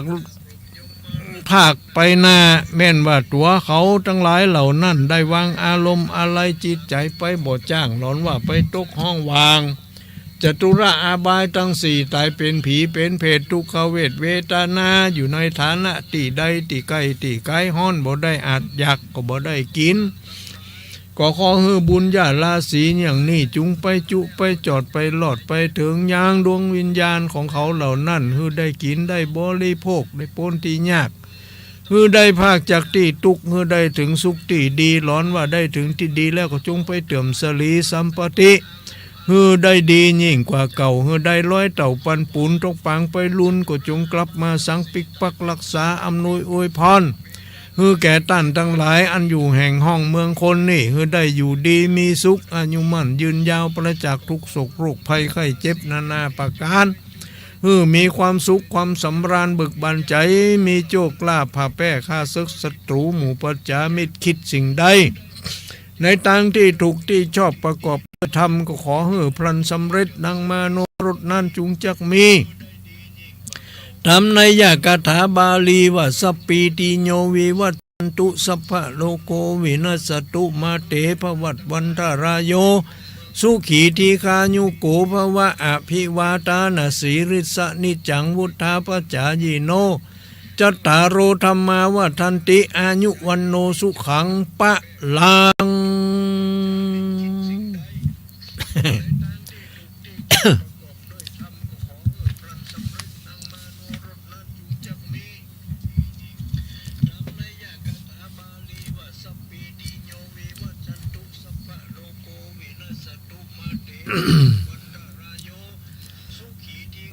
ทำนี่จบลงไปแล้วก็บ่จำเป็นต้องมาสรุปอะไรกันเนาะก็ว่าจะฮืออูสักน้อยสักกำก็หมายคำว่าไก่น้อยดาวีมีแม่ไก่มีลูก6 ตัวซึ่งตากับยายได้เลี้ยงไว้พอดีว่ามีมหาเถรเจ้าตนหนึ่งได้เดินธุดงค์มาตายายถึง2ได้หันก็จึงได้นิมนต์เอาตัวพระคุณเจ้าได้พักได้ยั่งที่บ้านที่เหือนนั่นอีเนาะ หรือบางอันก็พระมหาเถรเจ้าก็คงจะปักรถปักหยังอยู่ใกล้ๆนั่น ทีนี้ก็2 ตาขาผัวเมียก็มาคิดว่าวันพุกเมื่อเจ้าเขาจะเอาอันยังมาใส่บาตรญาติโปกไปพอพักไม้ไปพอหัวมันลูกไม้อันยังก็บ่มีบ่นักเอกอะเก็บมาแล้วก็ซ้ำหลุดมือตกดินไปเป็นพูนเป็นหญ้าไปเหียอย่างนั้นบ่สะอาดก็เลยบ่เอาเกิดไปเกิดมา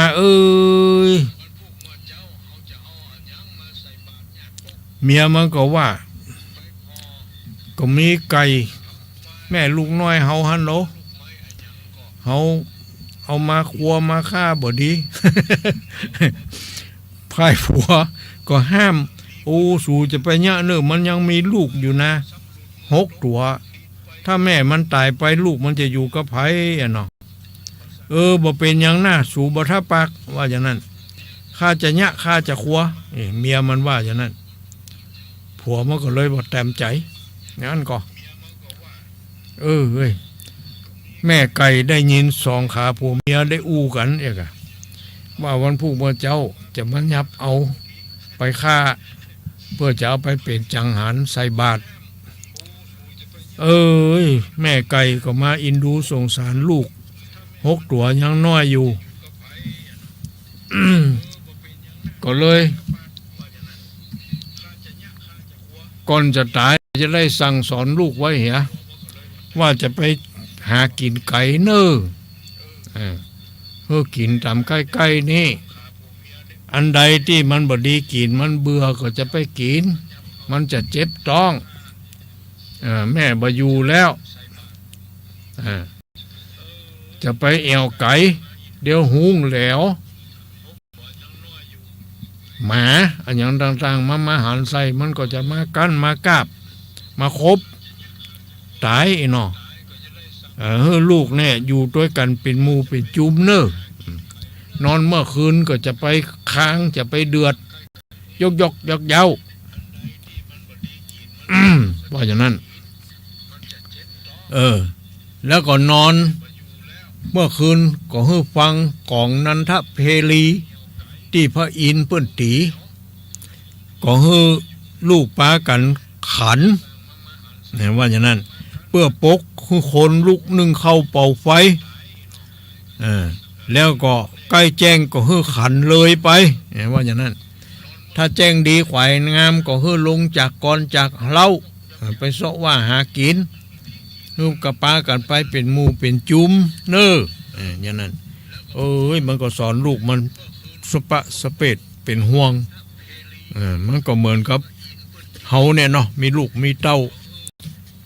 จะได้ปัดภาคจากลูกจากเต้าไปก็อินดูสงสารอีกอะลูกยังบ่ใหญ่หน้ากาบานเถอะก็มาจ้างเนี่ยจะได้นี่เนาะหมู่ลูกทั้งหลายก็ง่อมอกง่อมใจเนาะก็เลยมาปรึกษาหารือกันว่าถ้าเปิ้นฆ่าแม่เฮาแต่เอาแม่เฮาเผาเฮาปากันเต้นเข้าสู่กองไฟตายไปโดยแม่เหี่ยวบดีกะอีหรอก แม่มันได้ยินอย่างอันแม่มันก็ห้ามปามเลยจะไปหยะเนื้อลูกเลยมันจะบ่มีไผสืบเชื้อสืบแตนไปเนื้อลูกอยู่เตอะแม่มันแก่มันเฒ่าแล้วอย่างอีบ่เป็นหยังแม่ตายคนเดียวดีกว่าลูกจะไปตายหลายๆตัวอีกลูกมันก็บ่ฟังเนาะมันก็ปากันเต้นเข้าสู่กองไฟตัวแม่มันตายไปด้วยกันนี่หมดเนี่ยเนาะตายไปแล้วก็ไปเกิดอยู่สวรรค์จันดาวดึงส์บุญนี่แล้วก็ไปเป็นไก่น้อยดาวีที่เฮามองขึ้นบนฟ้าที่เฮาหัน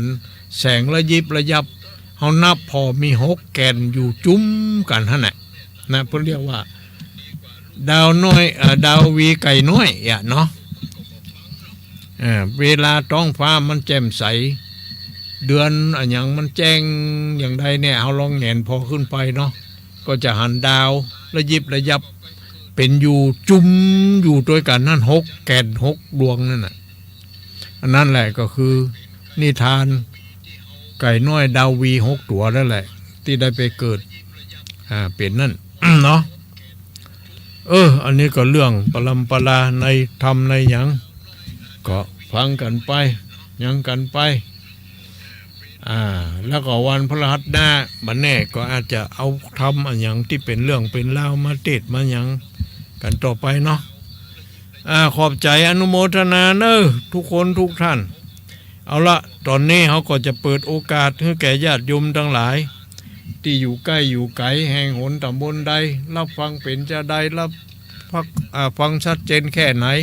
หรือมีอุปสรรคขัดขวางอย่างใดก็รายงานเข้ามาได้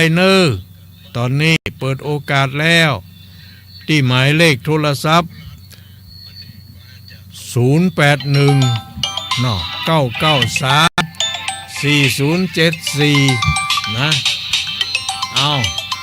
กำเดียวก่อนสายที่1มาแล้วเจริญปอนไม่สาพระครูเจ้าแม่เรือนแสนต่อกันนี่ฮะเจ้าแม่นแล้วเราเป็นจังได้เป็นนายดาวีเนาะดาวีไก่น้อยดาวีไก่น้อยนี่กี่ผูกเจ้าดูเหมือนมีผูกเดียวกันฮะผูกเยอะจ้ะอันนี้แต่ถ้าจะแม่นนะเพื่อนก็บอกว่านี่มีกี่ผูกชัดเจนดีเนอะชัดเจนดีเนาะแม่เนาะเจ้ากำลังใจพระครูเนอะอนุโมทนาสาธุสาธุเจ้าสายที่1ผ่านไปแม่เรือนแสนต่อสายที่2ไผ่จ้าอยู่ที่ไหนแห่งหนตำบลใดมาแล้วจ้าเจริญปอนครับบริจาคครับป่อบุญธรรมสังคำฟันว่าจะได้รับฟังคืนนี่เสียงก็บอกค่อยดีฮะนะคนแก่อยู่เลยเนาะนั่นน่ะ มันใจเสียงนักครับมันก็มีอย่างคัดข้องครับวันนี้ยินดีครับแต่ก็ดีแล้วเนาะครับขอบใจเนอะอนุโมทนาครับผมไว้จากครับสาธุบุญรักษาเทวดาคุ้มครองสายที่3มาแล้วเจริญพรนมัสการเจ้าพระครูอันนี้ใจคำแม่ แม่ก๊อมนี่ก็แม่ออนแม่อย่างก็ ถอน ที่อู้ประเดี๋ยวนี่ เจ้าท่านถอน ยายพร เจ้า บ้านร้องวัวแดงอะ เจ้า ว่าจะได้ชัดเจนดีกว่า ชัดเจนจะดีอ่ะ อ๋อ เอานี้ไปนี่มีเจ็ดตัวก็น่าพระครู ฮะ มีเจ็ดตัว 7 ตัวถึงแม่มันแล้วก็ แม่มันจำได้กับ ในนี่มันมา6 ตัวดิ อืม มันอยู่บนฟ้าอันนั้นก็แบบมีเจ็ดตัว เออ เจ็ดตัว 7 ตัวถึงแม่มัน เราฟังบ่ชัดเจนเนาะฟังฐานนี้ไหน ว่าใส่หินนะจ๊ะ อ๋อฝ่ายหินเนาะชัดเจนดีเนาะ เราชัดเจนจะดี ดีละแม่ อนุโมทนาสาธุเด้อบุญรักษาเทวดาคุ้มครอง จ้า อยู่ดีมีสุขผ่านไปเนาะให้คนอื่นได้โทรเข้ามาพ่องสายต่อมา สายต่อมาแล้วเจริญพร ไหว้สาลองปอดเจ้า ว่าจะได้ฟังชัดเจนดีเจ้า ชัดเจนดีเนาะแม่ฉลาดอย่า เจ้า ฮะ เจ้า เจ้า เจ้โฮมเนาะจังหวัดลำปางซ่อน เจ้ซ้อน ตลาดเกิดซ่อนอำเภอลำปางจังหวัดลำปาง นั่นแหละเจ้ซ้อนอำเภอเมืองปานจังหวัดลำปางสาธุสาธุ จ้าสาธุเจ้า บ่มีขัดข้องอย่างนอ เจ้าไม่อยากจะทองเจ้าฟังชัดเจนดีเจ้า สาธุสาธุ จ้าสาธุเจ้า สายต่อมาใครจะโทรมาอู้กับจุลุงก็เข้ามาได้เลยเนอะได้มาแล้วเจริญปอน ย่างกับพระชาเจ้าตุลุง แม่สุแก้ว แม่สุแก้วบ้านศิลาพรสิทธิ์เตี้ยบ้านทงหลับปูนเนอะได้ฟังนิทานได้ฟังธรรมกันด้วยนาวีกับตุลุงก็ชัดเจนดีนะตุลุงชัดเจนนี่เนาะแม่ฟังฐานนี้ไหนทางสถานีขึ้น98.75วัดห้วยตองซักเจ้าวัดห้วยตองซักเนาะวัดห้วยตองซักชัดเจนไปเลยเด้อตุลุงขอบใจอนุโมทนาขอบใจดีทำกับเมืองนี่นะตุลุงเตดมานี่นะชัดถ้อยชัดคำดีเด้อวันฟังกันนักกันหลายเด้อตุลุงเจ้าแต่ดีละอนุโมทนาบัดหูบัดได้อนุโมทนาสาธุเนอะแม่เป็นตัวแทนเนาะเจ้ากลับไปสาธุตุลุงแม่ตุลุงเจ้าดูแลสุขภาพด้วยเด้อนั่นน่ะแน่นี่มันฝนหยดย้อยๆนี่นะเจ้านั่นน่ะคนต่ำใกล้ต่ำหินเป็นไข้เลือดออกกันแม่อันนี้ต้องระวังเด้อตุลุงขอสุขภาพตุลุงแข็งแรงเด้อเจ้าสาธุสาธุเจ้ากลับไว้ช้าสาธุเจ้าผ่านไปแม่สุดแก้วมานี่อีก1สายเจริญปอนกลับไว้สาเจ้าตุลุงเสียงอันนี้นี่ตึงหูเลย แม่สีทอนเจ้าแม่สีทอนสันปะตองเจ้าสันปะตองจังหวัดเชียงใหม่วันนี้บ่ไปทางใดกะชัดเจนดีนะเจ้าวันนี้บ่ไปทางใดแหละบ่ไปไหนเจ้าฟังแต่ต้นจนจบเนาะดีละฝนก็บ่ตกกะตกเจ้าฝนตกเจ้าดีละจุ่มเย็นดีเนอะต้องฝนตกกับตุลุงตกอยู่ตกกะเย็นสบายเฮ้ยบ่ฮ้อนจุ่มเย็นดีเนาะตุลุงเนาะจุ่มเย็นดีบุญรักษาเทวดาคุ้มครองเจ้าไว้สาเจ้าอยู่ดีมีสุขนี่ก็สันปะตองเชียงใหม่มาเลย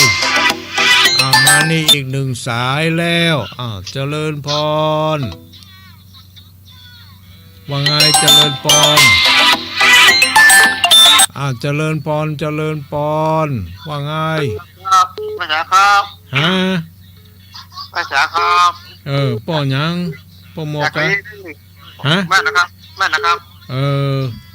อยู่อำเภอลีเนาะป้อเนาะ ตรงนี้ปลาพายลี อ๋อฟังชัดเจนดีกอ ชัดเจนดีเข้าใจดีม่วนดีฟังทำเป็นน้อยดี แต่ฟังฐานนี้ไหน อันนี้ชุมชนคนเมืองลีพระธาตุท่าดวงครับ อ๋อชุมชนคนเมืองลีพระธาตุดวงอีเนาะ ครับ ชัดเจนดีเนาะป้อเนาะ ดีครับ สาธุอนุโมทนาขอบพระคุณเจ้าของฐานีด้วยเนาะดีก็สัญญาณให้โยมได้ยินได้ฟังกัน ครับ บุญรักษาเทวดาคุ้มครอง ครับ สาธุสาธุ ครับ นี่ก็มาจากอำเภอลี เบอร์ลี เอาสายต่อมาใครบ่เคยโทรก็โทรเข้ามาอย่า เอามาแล้วเจริญปอน เจ้ากับภาษาเจ้าท่านพระครู เจริญปอนจากไหนจ้ะ แม่คำนวณบันดินดำตำบลเจ็ดซ่อนลงปานลำปางเจ้า เอาเมืองปานลำปางนี่นักแต่น่ะเนาะฟังกันนักกันหลายแต๊ะท่านฟังแต่ ที่อื่นก็ถ้าจะฟังเหมือนกันแต่เปิ้นบ่จ้างโทรพ่องเปิ้นบ่เคยโทรพ่องฮู้จะได้เฮาก็บ่ฮู้นะ มันเป็นเป็นหูหมอกมันเท่าว่าเป็นโทษแต่สองแต่มันมาติดแล้วเป็นก็เล่นลาบ เปิ้นก็เลยบอกให้โทรเองเนาะ เจ้าคนที่เขาก็ฟังนะเจ้า แต่เจ้า ขอบใจเนาะ เย็นดีนะเจ้าเนอฟังจะเดินดินเห็นแล้วนะปุ่นจังไหนปุ่นเลยเจ้า เดินอย่างก็ เดินดินเห็นแล้วนะบ่หลวงว่าเจ้า น้ำมันหลวงเนาะได้ฟังชัดเจนดีเนาะ เจ้าสดเจนดีเจ้า ขอบใจขอบพระคุณเจ้าของฐานีเปิ้นตัวเนาะดีละ เจ้าเจ้าตัดตูเจ้า บุญรักษาเทวดาคุ้มครองสาธุอ้าวสายต่อมาแล้วเจริญปอน ก็ไปสาธุเจ้า จ้าสาธุว่าจะได้ ชัดเจนดีเจ้า ชัดเจนดีแม่สีกุลกับไผนี่ แม่นละเจ้า มาแล้ว แม่สีกุลจันตุลา เจ้าไก่กะฮักลูกกะฮักแม่เนาะ ก็อันนั้นกะเปิ้นฮักกันแหละแม่ลูก นั่นน่ะ เนาะคนเฮานี่จะมีก็อย่างอี มันก็มีเป็นบาง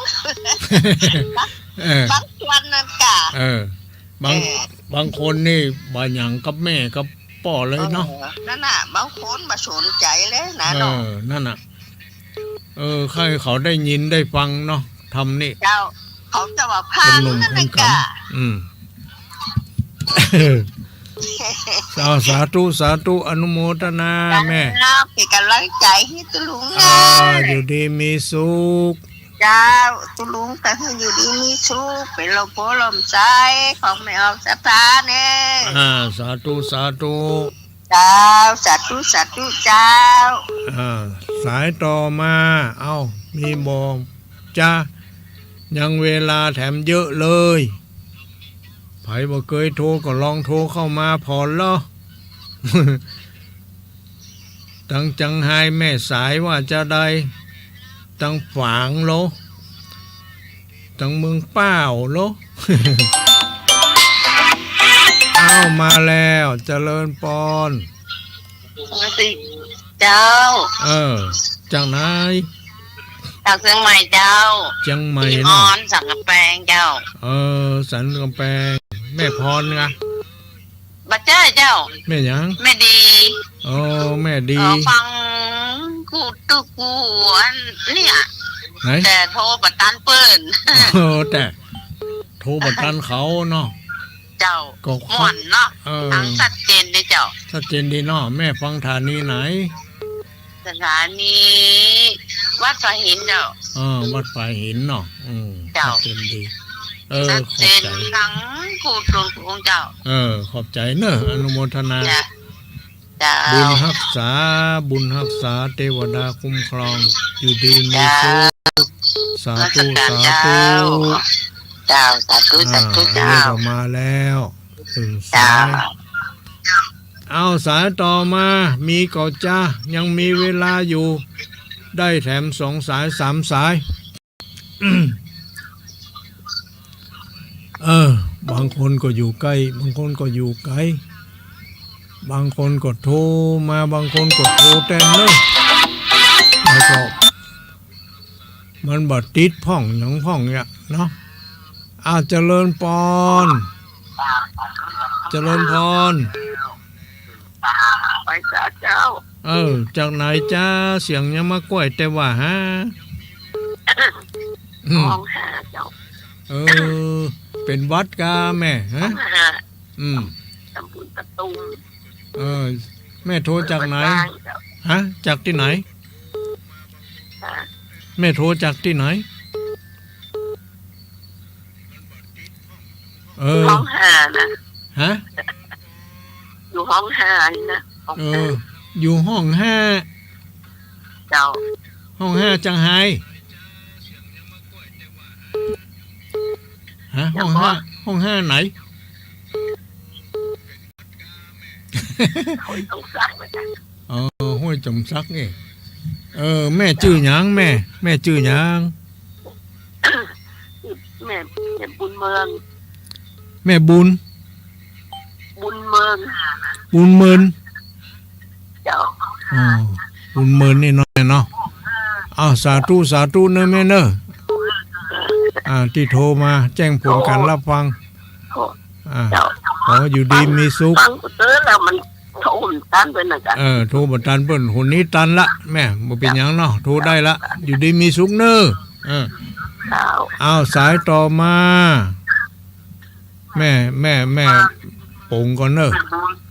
ออกก่อนเดี๋ยวคนอื่นจะโทรมาบ่ได้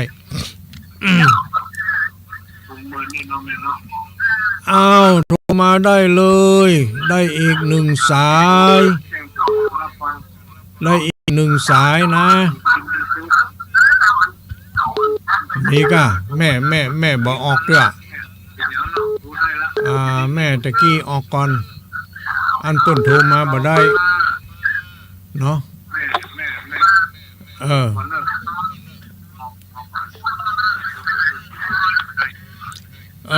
รายการประทีปธรรมวันพฤหัสบดีแม่ออกไปแล้วเนาะมาแล้ว